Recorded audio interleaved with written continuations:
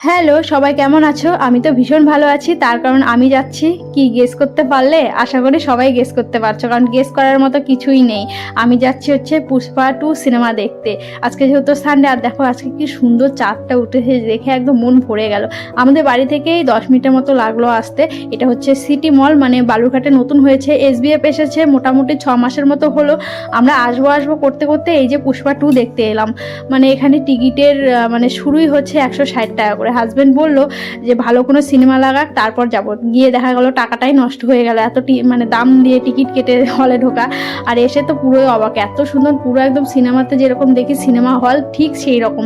আর গদি মানে সিটগুলো এত আরাম, শুয়ে শুয়েও দেখা যাবে, কিন্তু ওই সিটটা আমরা নেইনি। তো এই যে দেখো পুষ্পা, এই সংটা ভাবলাম তোমাদের সঙ্গে একটু শেয়ার করি। এটা খুব ভাইরাল হয়েছে। এখন 10টা বাজে বাড়িতে এলাম। এসে আমার যা প্রথম কাজ, মেয়েকে খাওয়ানো। চেঞ্জ করার সময় পাইনি কারণ মেয়ের প্রচণ্ড ঘুম পেয়ে গেছে।